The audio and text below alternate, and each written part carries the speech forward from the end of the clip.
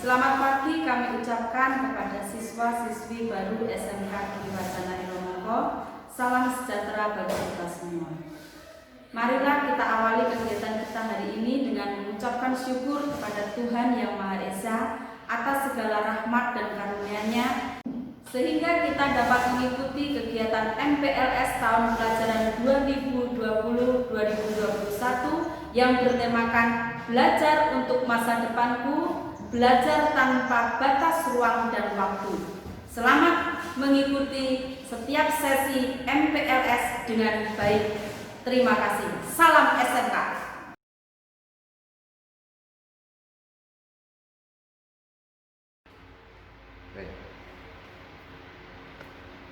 Untuk mencapai belajar yang efektif, tentu saja dalam proses belajarnya harus dilakukan dengan baik dan dengan benar. Berikut adalah tips belajar yang baik dan benar. Yang pertama adalah belajar kelompok. Belajar kelompok dapat menjadi kegiatan belajar menjadi lebih menyenangkan karena ditemani oleh teman yang lain di rumah, sehingga dapat lebih santai. Namun sebaiknya tetap didampingi oleh orang tua, orang dewasa, atau kakak, paman, atau bibi, atau orang tua yang dapat belajar tidak berubah menjadi bermain. Belajar kelompok ada baiknya mengajak teman yang lebih pandai, yang lebih rajin, agar dalam pembelajaran tersebut yang pandai menularkan atau yang pintar memberikan pengajaran yang belum pintar. Dalam belajar kelompok, kegiatannya adalah membahas pelajaran yang belum dipahami oleh semua atau sebagian kelompok belajar, baik yang sudah dijelaskan guru maupun yang belum dijelaskan. Yang kedua adalah rajin membuat catatan intisari dari pembelajaran. Bagian yang penting dari belajar sebaiknya dibuat catatan dalam kertas yang kecil yang dibawa kemana-mana, sehingga dapat dibaca di mana kita berada. Namun catatan tersebut juga dijadikan media yang senantiasa bisa dipublikasikan kepada teman. Dan yang ketiga adalah membuat perencanaan yang baik. Untuk mencapai suatu tujuan biasanya diiringi dengan rencana yang baik. Oleh karena itu ada baiknya kita membuat rencana belajar dan rencana pencapaian nilai untuk mengetahui apakah kegiatan belajar yang kita lakukan telah maksimal atau perlu ditingkatkan sesuai dengan target pencapaian dengan kemampuan yang kita miliki. Buat rencana belajar yang baik, diprioritaskan pada mata pelajaran yang lemah dan kita membuat jadwal yang baik. Yang keempat, disiplin dalam belajar. Apabila kita telah membuat jadwal, maka harus dijalankan dengan baik atau disiplin. Contohnya seperti belajar tepat waktu, serius, tidak sambil main-main, dengan konsentrasi yang penuh.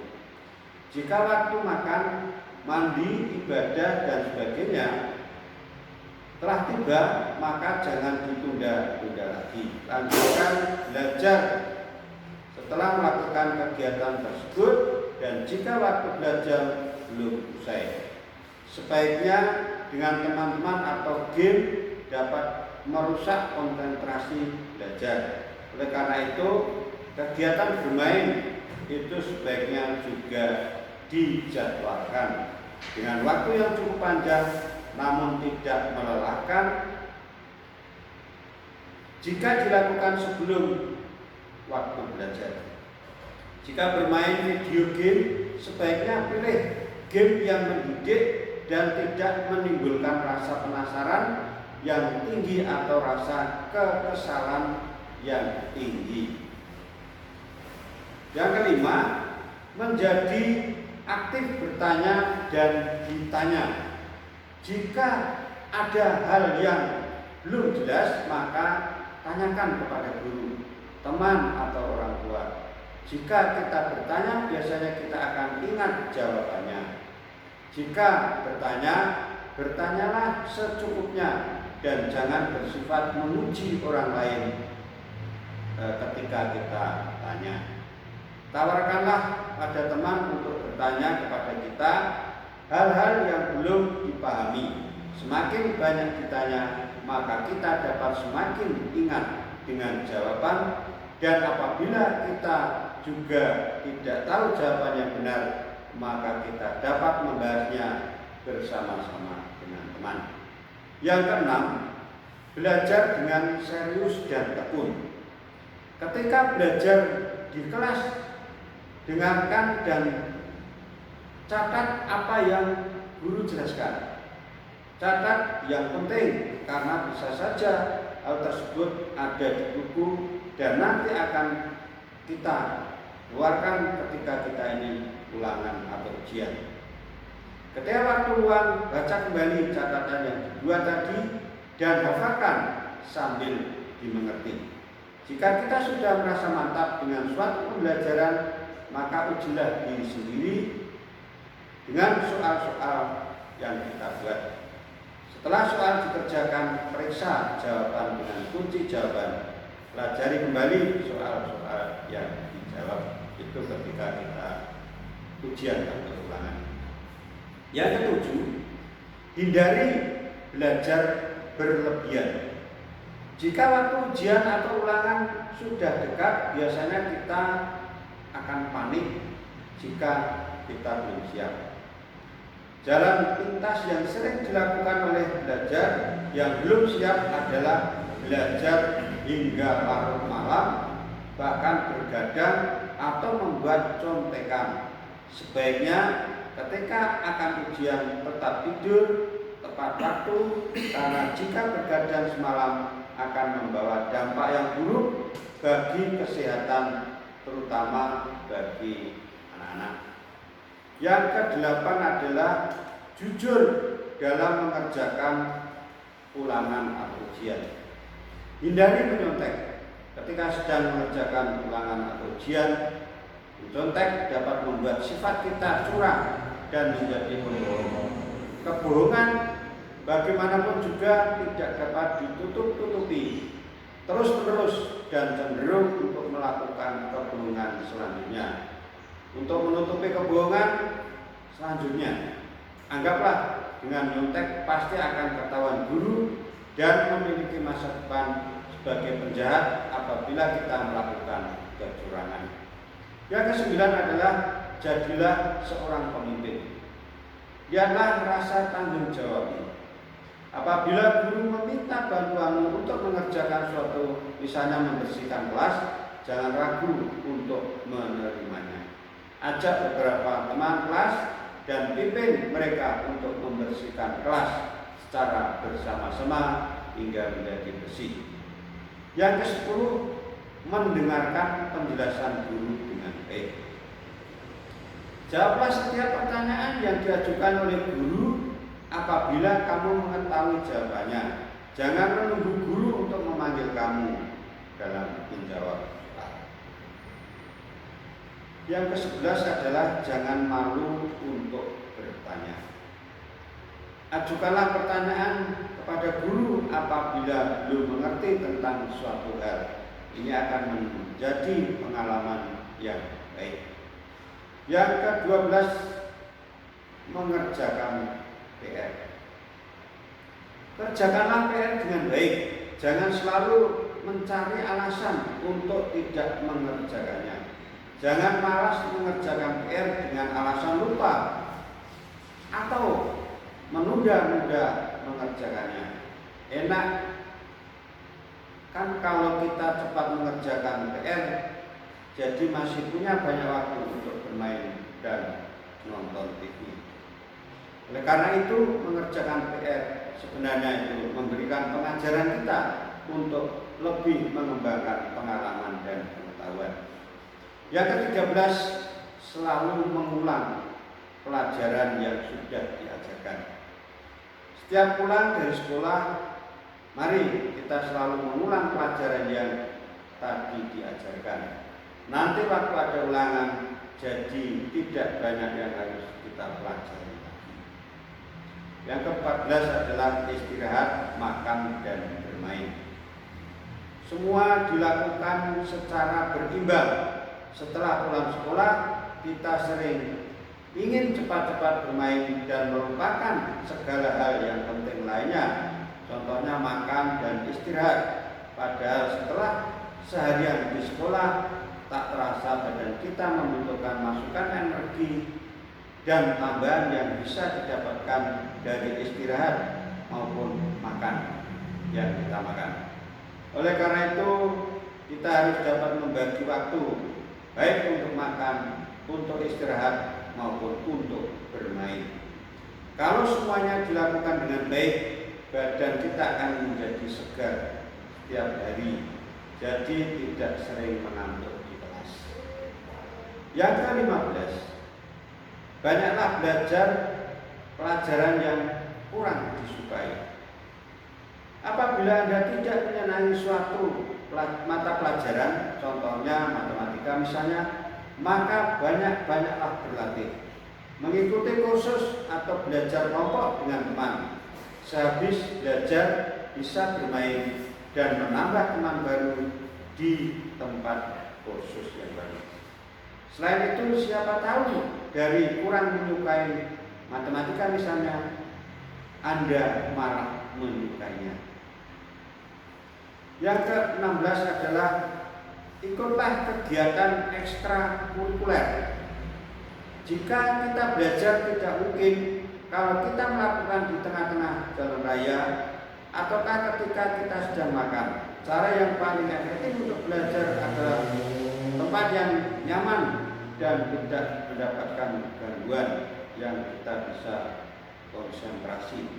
Jadi kita memilih ekstrakurikuler yang cocok, yang kita sukai. Contohnya suka pembelajaran taekwondo, cobalah untuk mengikuti kursus dan kegiatan tersebut. Sehingga selain belajar pelajaran-pelajaran yang diajarkan di sekolah, Anda bisa juga mendapatkan pelajaran tambahan di luar sekolah. Yang ke-17, cari seorang pembimbing yang baik. Orang tua adalah pembimbing yang terbaik selain guru. Apabila ada yang kurang jelas dari keterangan guru di sekolah, kalian bisa menanyakan hal-hal tersebut kepada orang tua. Selain itu, kalian juga dapat belajar dari teman-teman yang berprestasi. Yang ke-18, jangan suka mencontek teman. Kalau mencontek, Anda bisa bodoh karena tidak berpikir sendiri. Lagi pula, belum tentu teman yang kamu conteki itu dapat menjawab pertanyaan dengan benar. Belum lagi kalau ketahuan guru atau teman yang lain, pasti akan malu. Kalau Anda rajin belajar, pasti bisa menjawab semua pertanyaan yang kita dapatkan. Sehingga ulangan maupun ujian tentunya hasilnya nanti kita akan memperoleh nilai yang baik. Yang ke-19, niat dengan sungguh-sungguh. Kalau belajar tidak sungguh-sungguh ataupun tidak niat, yang ada malah pikiran kita yang melayang-layang kemana-mana. Entah itu tentang makanan, games, lawan jenis, dan lain-lain. Oleh sebab itu, belajar yang baik dimulai dari niat yang sungguh-sungguh. Selanjutnya yang ke-20, lokasi dan situasi yang kondusif. Carilah tempat yang memungkinkan kondisi maupun situasi yang kondusif yang bisa mendukung dari belajar kita. Cara yang paling efektif untuk belajar adalah mencari tempat yang nyaman, yang tidak terlalu banyak gangguan, sehingga dalam belajar tersebut kita lebih konsentrasi. Yang ke-21, hindari sikap tidak jujur.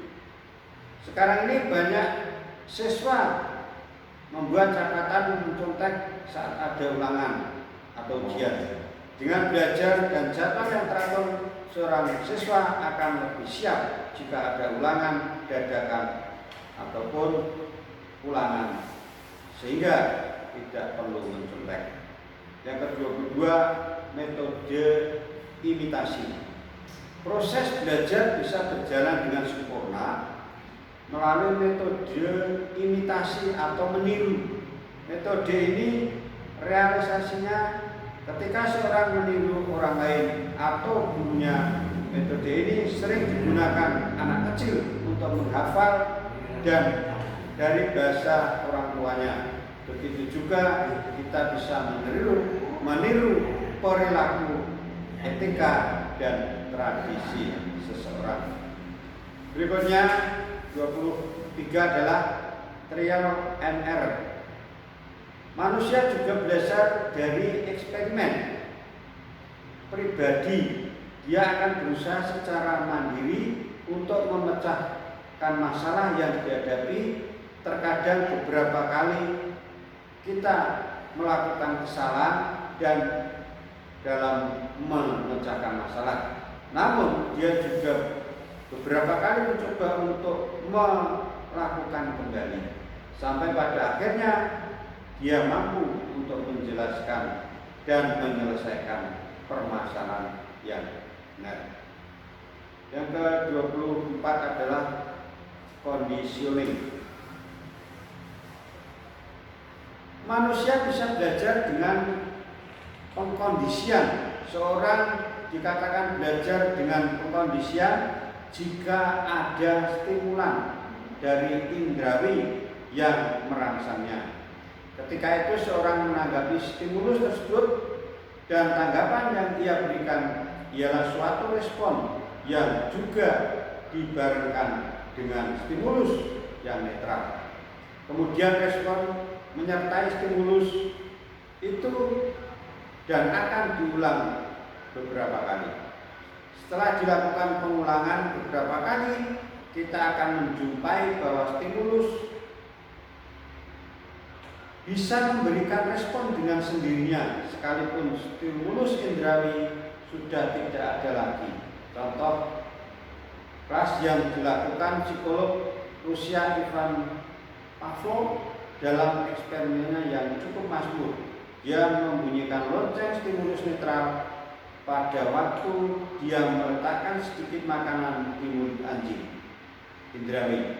Biasanya jika makanan itu diletakkan di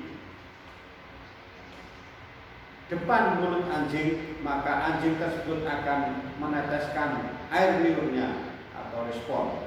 Dengan demikian air liur berbarengan dengan bunyi lonceng. Ketika hal itu diulangi beberapa kali, maka peneliti mencoba untuk membunyikan lonceng tanpa meletakkan makanan pada mulut anjing tersebut. Maka hasilnya anjing tersebut tetap meneteskan air liur ketika ia mendengar suara lonceng. Sebuah respon baru yang perlu dan yang belum pernah dialami oleh anjing. Sekarang anjing tersebut merespon bunyi lonceng dengan meneteskan air liurnya. Padahal sebelum dilakukan eksperimen, anjing tersebut tidak meneteskan air liur. Kalau hanya mendengarkan bunyi lonceng. Nah, kita pun tentunya respon ini menjadi sesuatu yang amat penting bagi kita. Yang ke-25 adalah metode berpikir. Proses belajar juga bisa berjalan sempurna dengan melalui metode berpikir.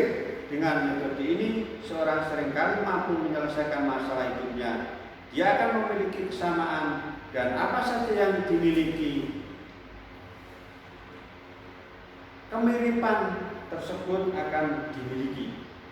Dengan demikian dia akan bisa menarik kesimpulan dengan pilihan tersebut dan maka kuncinya berilah anak-anak kita pertanyaan yang menurut dia mudah. Dengan demikian anak tersebut akan selalu belajar dan berpikir. 26. Mulailah dari yang kecil. mulailah belajar dari topik yang paling dikuasai atau gampang. Setelah itu barulah dilakukan dengan topik yang lebih menantang. Hal ini dimaksudkan agar kita tidak langsung down atau putus asa jika mengerjakan soal-soal yang sulit. 27. Sering-seringlah praktek. Latihan dan latihan itulah kunci untuk mahir dalam suatu mata pelajaran. Semakin banyak Anda mengerjakan dan memahami soal, semakin terbiasa Anda dalam mengerjakannya. 28. Fokus. Ketika belajar, kita dituntut untuk serius, jangan setengah hati. Karena pikiran kita tidak dapat melakukan atau memikirkan kegiatan hal dalam satu waktu. Sehingga kita harus konsentrasi atau fokus pada yang kita pelajari. 29. Mohon bimbingan Tuhan. Jangan lupa banyak berdoa, karena selain nilai religi, hal tersebut dapat membuat kita lebih fokus ketika belajar dan dapat membuat pikiran kita lebih tenang. Ini semua berkat pertolongan dari Tuhan. Dan yang terakhir adalah 30. Menggunakan media dan sumber-sumber yang relevan. Jika kita hanya menggunakan satu buku sebagai bahan patokan untuk belajar, adapun hasil yang kita dapat belum tentu maksimal. Untuk itulah cobalah untuk mencari yang terkait dengan pelajaran dan menggunakan sumber dan media yang sudah ada. Kita bisa mencarinya dengan menggunakan internet, koran, buku lain, majalah, dan lain sebagainya. Itulah para peserta MPLS yang dapat Bapak sampaikan. Dan sebagai akhir serta respon dari pembelajaran ini, Bapak akan memberikan 2 pertanyaan yang nantinya mohon untuk dijawab dengan benar. Yang pertama, jelaskan pengertian belajar yang efektif. Yang kedua, berikan perbedaan antara siswa yang rajin belajar dengan siswa yang malas belajar dari hasil atau akhir suatu pembelajaran. Terima kasih. Selamat mengerjakan.